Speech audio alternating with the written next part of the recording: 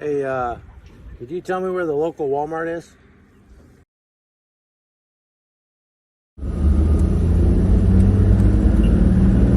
Hi folks, Chuck Holton here. Day one in Syria. I'm traveling with the Free Burma Rangers, and we're on a mission into Syria to try to bring help, hope, and love to the Syrian people. There's a lot of military buildup happening along the Turkish border. This is Kamishli I'm in. This town has elements from the Syrian army, which are enemies, the Russians, which are adversaries, the Turks, the Americans, and the SDF, the Syrian Defense Forces, which are Kurds and are friends. What's surprising is that when you hear or read about the war and what's happening in Syria, and has been happening for the last 10 years, you would think that this place would just be zombie apocalypse. But in reality, there's kids going to school, people are going to work, and there's a level of freedom here that you don't see in most places, meaning you don't need license plates on your car. This part of Syria, it's like the eastern third of Syria, is controlled by the Syrian Defense Forces, which are Syrian Kurds. So the plan is to see what happens in terms of combat. If there's fighting going on, we will definitely go to where the fighting is, but we wouldn't take the women and children up there. We would leave them behind. If things got really bad, we'd send them back to Iraq. Today we cross the border into Syria, and then it's about a 4-hour drive to where we're going to stay tonight. We've already been driving for a few hours now to get to Kamishli. We're going to be dedicating a Armenian Christian church in Raqqa that was destroyed by ISIS in 2014, and FBR raised the money to rebuild the church, and it's now almost complete. And so we're going to be going there to do a little dedication ceremony for that church, and that ought to be pretty cool. That's really the biggest reason why I'm here as far as reporting goes. So anyway, stay tuned. Syria day 2. I was going for a little run this morning just to take in the glorious scenery. I mean, is this amazing? Look at that. There's no mountains, there's no trees, there's no grass, there's rocks and there's dirt, and it's flat, flat, flat. Pretty amazing that anybody chooses to live here. I mean, what happened? Like, this is where your camel died, so you just decided that's where you're supposed to live, or what? I don't know. We thought we'd go to Chipotle for lunch, and then after that go to Walmart, maybe stop and take in a movie. You know, normal day here. Hey, could you tell me where the local Walmart is? Killing ISIS is hard. That's why it's no job for any sissy boy, sugar pants, dirt worshiping hippie. It's something that takes 40-hour power for men. Try it now. Oh, God, that's bad. Oh.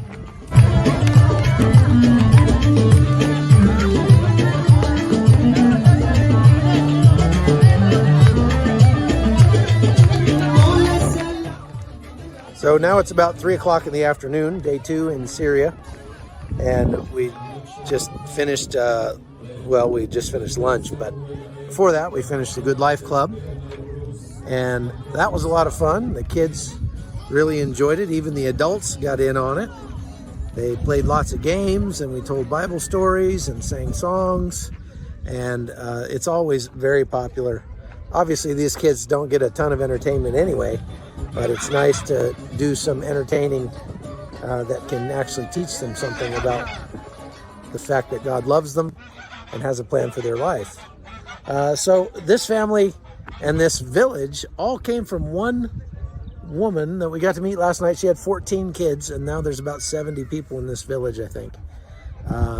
And they are wonderful people. They're wheat farmers. You can see here this combine behind me. They've got about 12 of these combines around the village, so they must do a heck of a lot of wheat farming, and they're very generous and loving people, even though, you know, it's difficult with the language issue, but they're very just happy people, kind of just a neat tribe.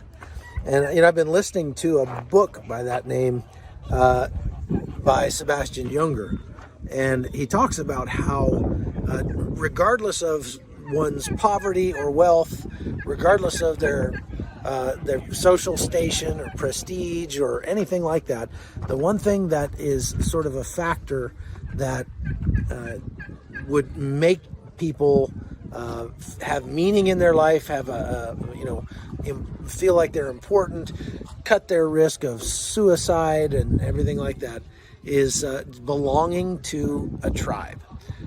And this family obviously has that. I mean, they're not going to have, I doubt there's ever been a suicide in this village. And you know, you look around, it's incredibly poor.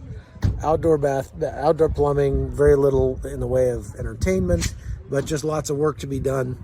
But that's just it. They've all got to pull together to survive. And so something about that makes people less likely to want to kill themselves. But the more affluent people get, and the more divorced they get from each other, which is a pretty good explanation of what America is like. You know, we're very affluent, but we're very separated from each other. We're all, you know, how many people do you know in your own neighborhood, and how involved are you in their lives? And I think that's one of the reasons why I like coming out with the Free Burma Rangers, because it's a tribe. It gives us, we have purpose. We're here for a reason. We're fighting the fight together. We're facing hardship together, and that's a big deal. And so. We're going to leave here and go on to Taltamar, and we got more work to do, so stay tuned. Just arrived in Taltamar. This is the hospital. There were a lot of firefights and stuff around here the last time I was in Syria. It's a lot quieter now. Day 3 in Syria. Last night we drove kind of partway across the eastern portion of Syria, what they call Rojava, to a town called Taltamar. And Taltamar is the place where there was a lot of fighting 2 years ago when I was here. That we went and visited the hospital where we took a lot of the casualties from that conflict, and where Zhao Sang was also taken after he was hit just a couple days after I left on November 3rd of 2019. The doctor that runs that hospital is still there. We got a chance to visit with him. That was kind of nice. It sounds like things are fairly quiet there at the moment, although he said that they're very concerned they may be attacked at any moment because the Turks are sort of amassing along the border and threatening to do violence inside northern Syria. Oh, I'm gonna show you this. We're passing an ISIS suicide vehicle. Check this out. Can I get some steel off that later? Was an ISIS suicide vehicle. So while ISIS is not the threat in this area that it once was, this area was once controlled by ISIS. It is still a threat to some extent because they are trying to reconstitute, I'm told, down near Deir ez-Zor, which is where we also did a Free Burma Rangers mission in 2019 at the end of the ISIS caliphate down there. But they're sort of trying to get themselves back together. They still have 40,000 ISIS captives at the Al-Hol camp, which is further south. Where is that camp? Al-Hol. Yeah. South of Hasaka. South of Hasaka, right. So something like 45,000 ISIS family members and ISIS there. That's an American base up there. There are still something like 600 American troops in Syria. A few of them are up there. I've been to that base before. They don't like it that we're here. There were upwards of 65,000, but they've been slowly escaping, getting away. The Syrian Defense Forces out here don't have the manpower or the wherewithal really to long-term keep these people in confinement. They just don't have the ability to do that. And so there's the threat from Turkey, from the north. There's the ongoing threat from ISIS. Of course, this area is held by the Kurdish SDF.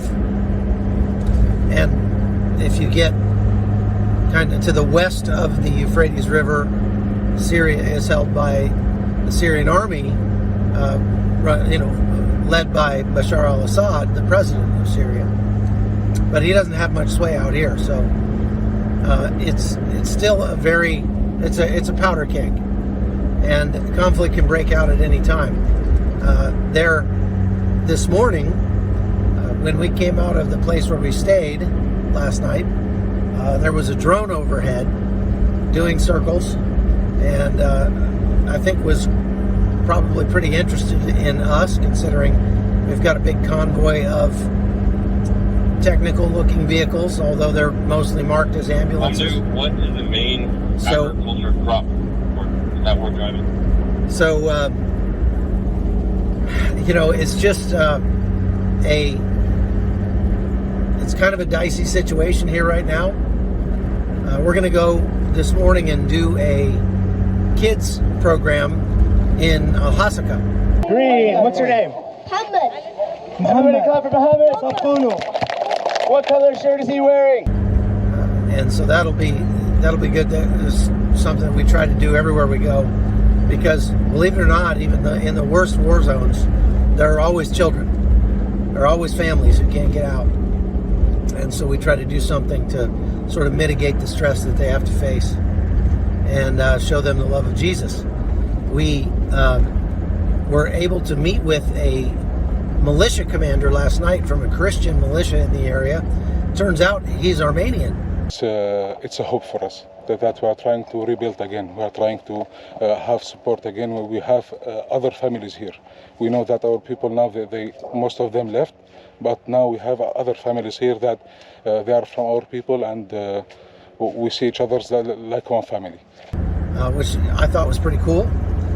And he spoke English, he speaks Armenian, he obviously speaks, what do they call that? The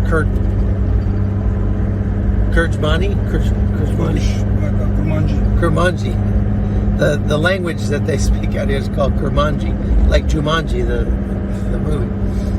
So we're all bright-eyed and bushy-tailed and heading off to Al-Hasaka. We're going to do some, like I said, kids programs, a couple of meetings, and some shopping. And then we're going to just kind of work our way up towards where the front lines would be and try to see what's happening up there.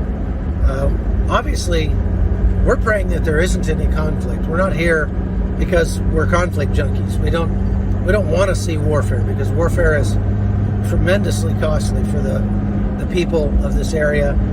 Our own people have been killed out here helping with the conflict, so we don't want war. We don't want to have to fight. We don't want to have to put our lives at risk, but we're willing to do that just to show the love of Jesus out here, and to hopefully help mend some of the wounds out here, especially among the children. A bunch of young punks that want to get in here, a bunch of kids. See, once the distribution starts, then everybody in town shows up. Okay. And so my job is to keep this gate closed until the distribution's over. And this is getting harder and harder to do, as you can tell.